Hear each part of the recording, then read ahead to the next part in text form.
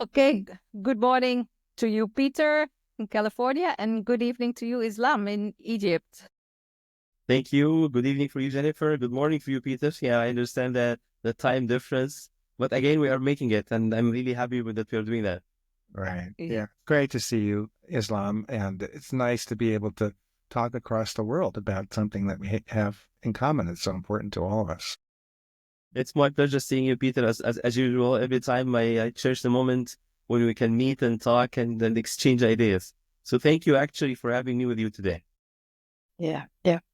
And let's get back also for the people watch this video podcast or listening to this to the audio of the podcast. The reason why we started this podcast is, amongst others, to reconnect, to reach out to teachers, practitioners, enthusiasts in the narrative tradition all over the world, from all over the world. And in particular, because we are preparing as a teaching team for the summer school in 2025 in the Netherlands. And that's why tonight we are very happy to have you as our guest, because you're part of the teaching team for this summer school, Islam. Thank you, Jeanette. And we'd love to introduce you a little bit further for people who are perhaps considering also to come to the summer school. I would say that it's a marvelous opportunity for everyone who was able to join, to see the teaching of the narrative in Europe face to face for after a long time of online teaching. That would be great. Yeah.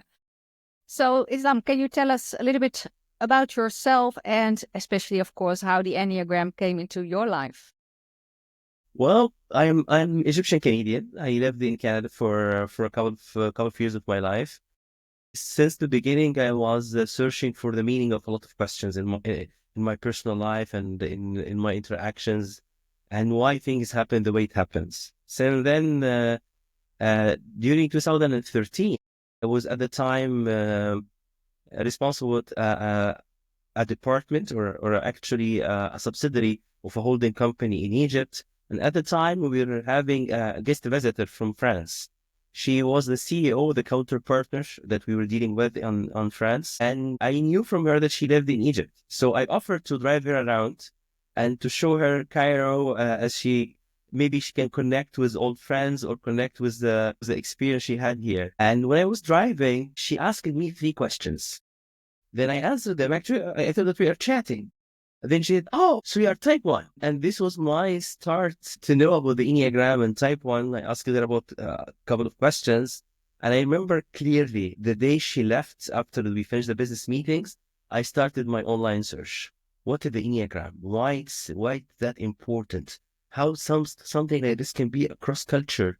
Someone from France who doesn't know me, and just by speaking, she understood what are my motives, where I'm coming from. And I dig deeper into that. I came across different online training at the time online. And then I decided, no, you know what, from what I'm reading and what I'm seeing online, this does not really contribute to the depth of the Enneagram as I understood it. And I felt it from this discussion with this wonderful lady. And then I decided to approach one of the foundational schools in teaching the Enneagram, and that was the narrative. And I went to Rosa in Menlo Park in California, 2016, and I started studying from there. And then I followed Helen in 2017 and 18, I believe, in Paris, where she used to teach over there a retreat for 4 days. And every time I get an opportunity to connect with the narrative crew, I call them actually a crew because they are a family, that they are connecting and spreading the knowledge and the wealth and the wisdom of the narrative teaching.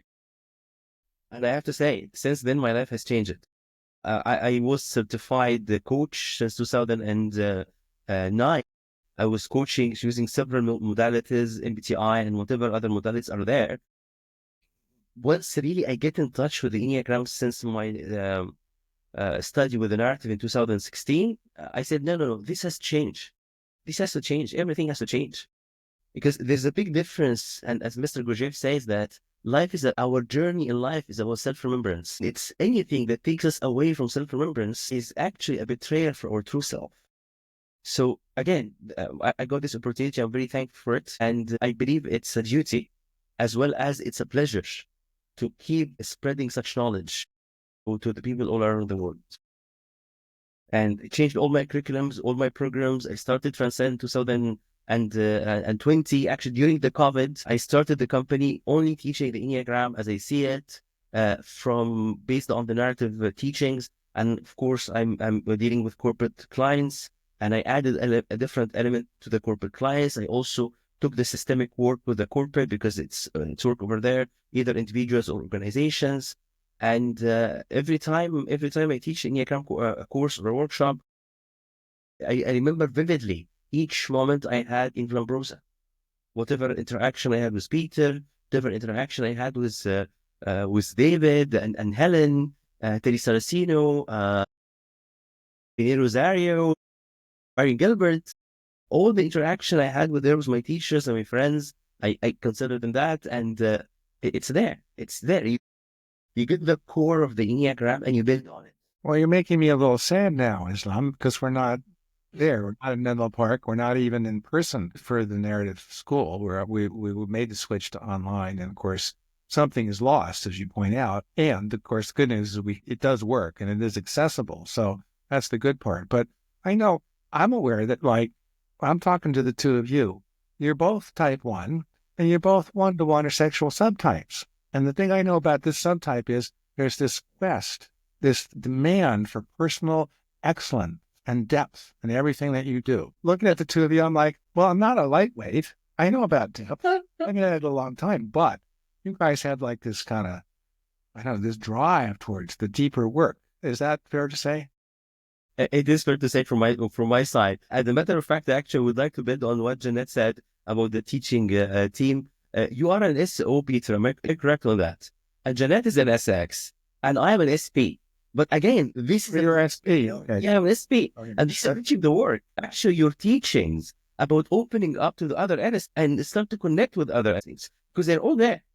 They're all there, and we need to connect with them. And I have to be thankful for you for that. So does that make you less sad, Peter? Well, I'm happy we're going to be in person in July in Netherlands, and I'm happy that. Well, two things I can reflect on. One, of course, Jeanette, is you're back on the scene after taking off some years of doing the Enneagram work, and you're back supported by Dries Chutinga, your partner. You guys are a fantastic team, and we are here because of your initiative, and also that there are people like ourselves, and Islam being a great example, who are like saying, yeah, let's connect. Let's make something more happen here. Let's work together. And that makes me happy. So happiness supersedes the sadness. Happiness supersedes the sadness. How do I perceive it? Happiness is more so, yes. In this moment, right. Yeah. And it's also special when you started how the Enneagram came into your life, that we all play a role in each other's life. And like this wonderful lady from France, you took her on a tour through Cairo, and then what happened is that she had apparently a life-changing influence on your life. %. And I have to say, Jeanette, without being open to share your life, nothing good will happen. I know all of us in 9 different ways are afraid of being rejected, being disappointed, being judged, being evaluated. But again, what we learned is that once you connect with yourself, align your 3 centers, open up your heart, good things will happen. And that's why this lady planted a seed, and it continues now in you teaching others on their journey too. And it's what we love to proceed within the summer school. I'm glad to be part of that. And actually, I would like to share with you a secret. I don't think a lot of people know about it. When I started finally to travel to teach to study with the narrative, that was in 2014, by the end of 2014. And then for some reason, I missed the cohort in 2015. There was those other schools that over there that I could have traveled and I studied with them. But for some reason, and I believe this is a calling, definitely based on the research I did, and also for something over there through the hard work of the narrative work, I didn't know, you know what, I will wait till 2016, and I will travel and do it with the narrative over there. And I can't take off from my mind what Helen and David did when they formed the nonprofit organization. This is really a heart-touching moment for me. when I realized that the two great teachers of teaching the Enneagram, one of them stood on the court to fight for the rights for taking the Enneagram to the world, I said to myself, you know what? I have to study with this lady. I have to study with her. There is a message over there. Yeah. Right. And I think you're lucky. You were perhaps one of the last groups who studied with Helen. True, but actually it was the last group that late David Daniels, was teaching. Right. Yeah. No, it's great to it was great to have you, and that was one of the great things about teaching in Menlo Park. We had our main, we would go to other countries in the world and set up training programs. Well, did that for many years, but that place in Menlo Park, California, was kind of our main base for almost 30 years, and people would come from all over the world, and those people were highly motivated, like yourself. They were they were there, and they were delighted to be there.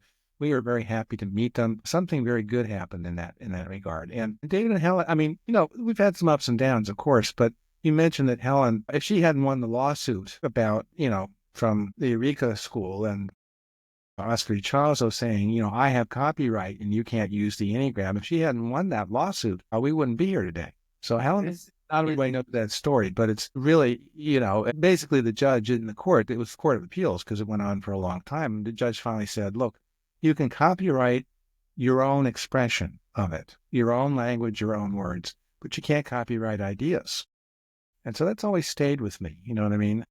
And so that's why we see the Enneagram has proliferated in such a big way around the world. And of course, now it's happening in a big way in Egypt because she and others there have, in a short time, I consider it a short time because I was around way back at the beginning, but you were making something happen in Egypt. I wonder if you have anything you want to say. What do you notice about that, about your work, other people's work? Why Egypt? Why now? Well, that's a very important question, Peter, but let me take you back to the challenge that the world faces and our challenges as an Egyptian we are facing here.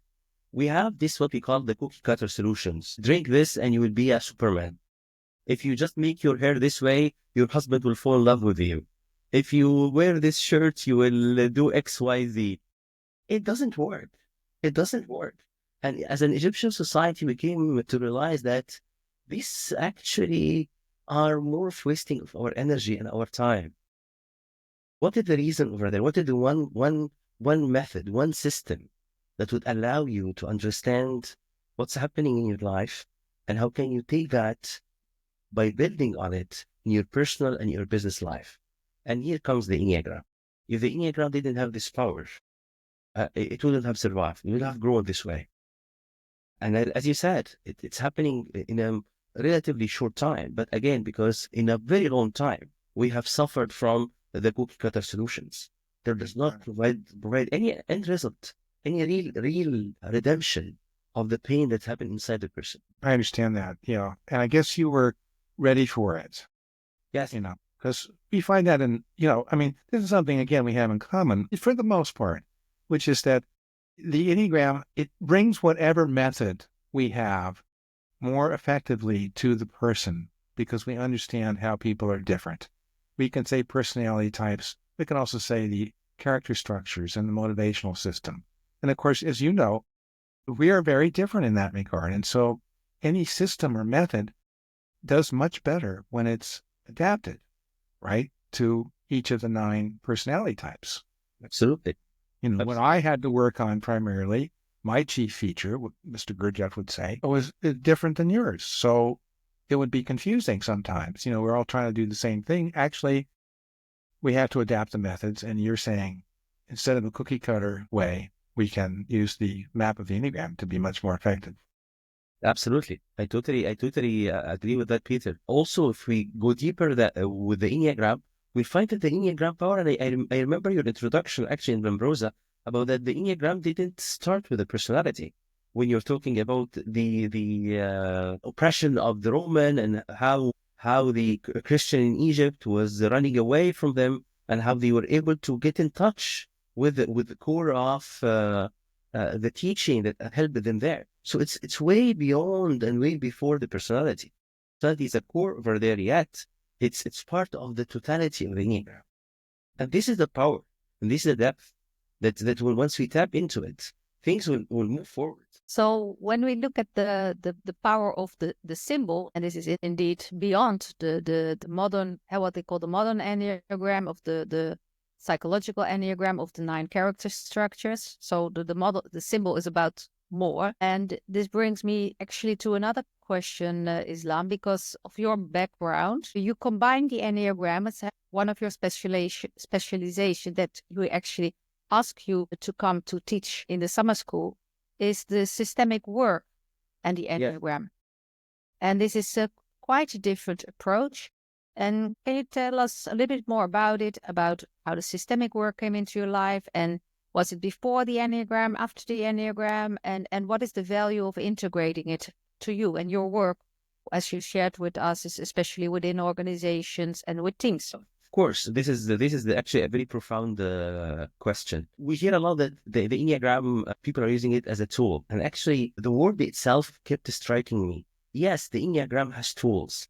Yes, the Enneagram has the ability to adapt, to see and being applied about yourself in your own challenge. But it's actually beyond a tool. It's not a tool from my perspective. It is a system. And once this did strike me, I started to search what is the difference in using the Enneagram as a system compared with using the Enneagram as a tool. And again, we had to go to the people who invented the meaning of system work or system dynamics. All the definition, how can you differentiate between if it's a thing is a system or the thing is a tool? And based on that definition, the Enneagram has all the reasons, has all the steps, has all the elements to quantify as a system. So, for example, as an example for that, they say that if anything that has parts is a system, not a tool. If those parts can affect each other, it's a system, not a tool. If those parts has a multiplication effect on each other and with themselves, so this is a system, it's not a tool. And actually, they are talking about the Enneagram, using the power of the points, using the power of the arrows, using the power of the law of 1, the law of 3, and law of 7, using the power of the loops. The Enneagram have multiple loops inside it. The personality types, we have multiple loops inside ourselves. And once we understand that, we can apply the laws of the Enneagram to work with our loops in our personality and also the organization with our teams, for example. Let me give you an example of a company that we just worked with. You go there and you find that a manager is complaining about something, about his team. And then when you keep asking questions and you keep probing, you discover this manager has changed 4 or 6 team members and the same problem is still there. Is the problem in him? Actually, when you take the manager off and he's been assigned by the HR at different departments, the problem takes different shape. So again, there's a system over there happening. It's not the person. It's not the people. All people have goodness in them, and all people have challenges in them. So once you understand the system and the dynamics, we start to work with it. Now we can work with on an individual level by understanding different types, their own challenges, how can they contribute to the working environment, also by understanding different loops, the repeated patterns that happen in the organization, the infinity mirror in the relationships that happen in the organizations, and how can you use the Enneagram to work with that? This is the real power. I knew and I worked with some simple tools of the systemic work before my introduction to the Enneagram. But again, it didn't have the answer to the human-to-human interaction. It was very good in understanding systems, organizational culture, organizational structure, but how the individual part and individual elements affect such a system, it wasn't there. By the Enneagram, it has all the answers. So do I understand you well that you also indeed work with the Enneagram a lot with the interaction patterns between the type and how that forms a system within a team or within an organization? Yes. That's how you work with it. Okay, thank you. Well, very interesting. We were looking very much. That's great to hear. Yeah, I'd like to hear more. And you find that organizations, the businesses are willing to receive this method and practice and. Well, that was a question, a very important question, Peter. I personally was scared of it, but surprisingly enough, I was actually we've been welcomed in Egypt by multiple organizations that adapted that approach and that method. Yet they are scared of it at the beginning. They take time to explain it to them and know how it's important and how it will add value to the team and the organization. But once they give you the chance and give themselves the chance to try it, they see the value and they keep asking for more of it. Right. Well, that's great to hear. And I just want to add that obviously it's also being brought to them by you, and you have a certain warmth and a certain credibility, and you know what I mean? So you're a part of that. So congratulations that you're able to kind of cross that gap a little bit by saying, here's what we can do, and whatever you're communicating, it's working. So congratulations. Thank you. Well, so Islam, you've been talking about systems in organizations. And obviously, you know a lot about that, meaning enough to use methods that make a difference. To me, that's the main thing, because, I'm practical, as I'm sure you are too. How can we take this wonderful system called the Enneagram and use it in a way that's practical and make a difference in people's lives? And that's kind of what I'm hearing you part of your enthusiasm here. What about with family systems? Is it the same? Is it a little different? Is that something you also work with? Thank you so much, Peter, for asking the question, because it's very important to clarify. Family systems and family constellations are very book of knowledge, or a big book of knowledge that tap into the history of the person and the family. The systemic work is a little bit different than that. What I can say is that part of the intersected part is debriefing the larger group, is doing larger group constellation work. We're doing large group constellation work with the systemic element and the family constellation part can intersect with each other. So let me speak about my perspective about the systemic work. So let us say that we have a family that they are having an issue between themselves, a father and mother and the kids. When you introduce the topic itself as a family processing way, which is similar in the family constellation also, is that what is the topic? Where do you stand from this topic? Where do you stand from this issue?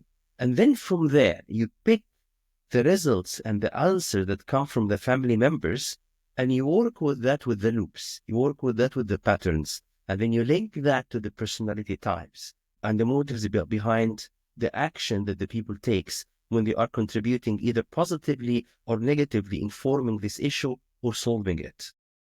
So this is the part that intersects with the family constellation. But the systemic work actually goes more into loops, into infusing, supporting the loop, hindering the loop, the balancing loop, the reinforcing loop, and how this works inside the type itself. For me, as an example, the type 1, I have different loops that keep happening and working in me. By using my inner observer, I am being and noticing, and my focus of attention, I am able to spot the loops and then use the 3 kinds of energy, the energies, the active, receptive, and reconciling to work with such loops. So I use myself as a system. I work on myself using my type, my loops, the 3 energies, and then I use this one also in my interaction with my family, use this in my interaction with my team members in the organization, with the manager and his teams, and across the different teams. Got it. I hope I clarified and I answered your questions. It's very clear, yeah. I hope everybody listening gets it too, only in the sense that you say a lot very clearly, and you say it quickly and effectively. Thank you. Thank you. Well, it's good that in the summer school you have 3 days for teach this to other people. Yes. I'm so excited about it. Yeah, it's good to have 3 days, right? To really, Right. Yeah. And I also strongly feel that to really learn something at a level that people can take it home and start working with it, you really need time to learn things like this, how to work with it. Yeah. You need time to integrate. Yes. Yeah. So nowadays everybody likes to learn things indeed as quick fixes, and we prefer a 1-day course above a 3-day course. But for some things, really to get it, to get the knowledge, to get the understanding, to practice with it. Yeah, we take the time. Mr. My view is what Mr. Gurdjieff keeps saying about we have 3 different themes in the map, in the symbol.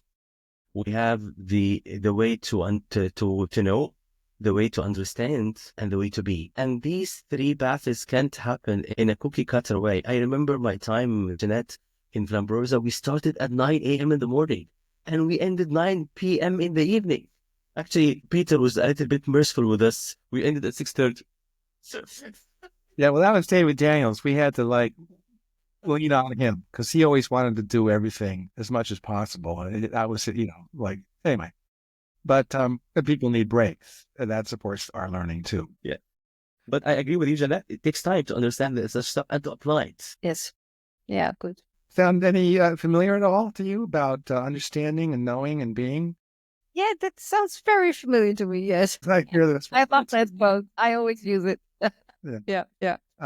Another thing I want to add here is that we're joined. There's a value underneath our conversation here also, which is that we are committed to working on ourselves, right? And I know that each of us has gone through some major transformation with the help of the Enneagram and other things too. I mean, not just the Enneagram, but again, I just want to say, I think it's really important to understand that there's a credibility in that people, I think, can kind of sense that.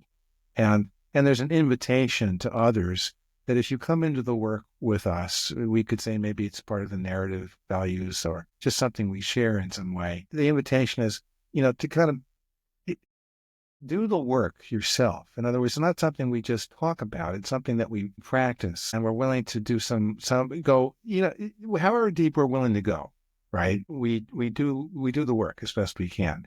And that, I think, is important to understand about what we're suggesting to people and why we're enthusiastic about this. And expectation maybe is too big a word, but certainly an invitation to actually experience the work. And I think is there anything you want to say about that? That you've experienced? Well, I think I was speaking with Jeanette once before, Peter, and for me, the Enneagram and the narrative approach to the Enneagram, it's not a work, it's a calling. Because if you did not connect with such calling with yourself, if you didn't walk the talk, you will not be able to live it. You will not be able to communicate it. For me, once I finished studying with the narrative, my life has changed completely.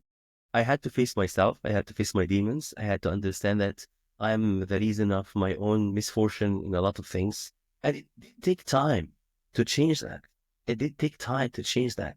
If either you are working in an unhealthy environment, or you are in a toxic kind of arrangement at work, or even in relationships, it takes time to spot it, understand it, and then to break free from it. And that's the calling, that's the Enneagram. And I love your word when you called it invitation, because it's invitation. It cannot be by pushing. It cannot be by pressuring.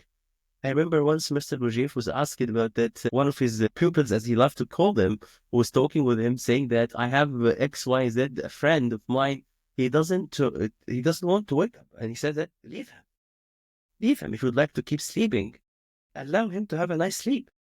Because it's always by invitation. If you have the desire in you, and you have the will in you, and you have the wish in you to move forward and to take the action by start working on yourself, then it's there. The narrative is there. The teaching is there. The summer school is there. Yeah, and let's be honest, after the waking up phase, I would accept that you please have a good, if you want to sleep, continue. After waking up, the journey is not exactly that easy. So, and I remember a wise man shared that there are 4 pillars for development and growth. And one of them is that we need support, right, Peter? So we need support on this journey. And that's why I so strongly believe that it's so important that for this work, we come together on site, also for the support to each other that we all need on our journey. Absolutely. I remember each time I attend a workshop or even teach a workshop, I go there with the umbrella of the intention of learning. I learn more. Because it's about life. It's about human life. It's not about me saying something. It's about how this land in the life of people and how they are using it. And this allows me back to reflect on my own personal life. Yeah, and this is way beyond the level of knowledge. You can't learn it from reading a book. There's a deep appreciation that I experience, and I experience with you all here, by the way, which is to me a significator in something we share. And again, this appreciation for not only the work, but ourselves in the work. And be able to hold ourselves, as Jeanette would say, through, well, you kind of inferred, through some what can be difficult times when we are letting go of our patterns and our type structures. Maybe Helen used to say, relax your type structure. It's like, Helen, if I relax my type structure, I'm going to be in, the empty space. I'm going to be in chaos. I'm going to hit my emotions. I'm going to feel all kinds of stuff. It's like, right. So how do we hold ourselves through that process to really take the work more deeply? And if we can, and if we're willing, big things can happen, right? We all know that big things can happen for us personally, as well as for people that we care about. Intentional suffering and conscious labor. So I'm looking so much forward to teaching in a few months together with you in the summer school. Thanks, Jeanette. I'm so happy that we're sharing with you this platform, and I see it as a seed to the summer school year on and year off, all the years coming. It's an initiative for me, from my perspective. It has to be there. Well, is there anything you like to add or share? Or actually, I'm really interested to ask Peter what he's gonna do in the summer school, especially about the embodiment of the Enneagram, because this is one of I understand this is one of his beautiful topics to his heart. Well, I'll try to be brief, because when I get started on that topic, I'm very enthusiastic. But the point is that our type is in all three centers. It's in our mind, our heart, and our bodies. And so it's a holistic system. It's all a system that's holistic. And the internal system inside of us has these three different very important centers of intelligence, centers of energy, and we need to work with all three. And especially the body center, I'm going to propose, maybe not everybody will agree, that we're born with a lot of our type. When we're kids, it's not the type yet. It's not an ego structure. It's a something. It's a spirit. It's a temperament. And parents know that. Parents know the kids come in with a certain spirit and certain quality of energy, and that there are ways we could describe that. And that is the foundation of our type structure. And in order to really work deeply with the types, you got to get to the body stuff. You got to get to the neurobiology. There's 9 neurobiological patterns. How about that? And identify them, and we can sense. We can learn how to sense them. You talked earlier, Islam, about self-observation and, noticing what was happening inside you. And that's absolutely correct. And I just want to make sure that the body is part of that. Yeah. And I would like to add to this that, of course, Mr. Gurdjieff, his teaching was also that he stated that true transformation goes through the heart center. And well, actually all the three of us are body types, but I found the body work from the beginning crucially important on the journey, because for me it feels like the body work is where we can make like a solid and safe beginning for people to hold ourselves for the inner support on our journey. Like the practice to learn how to ground ourselves, the breath work.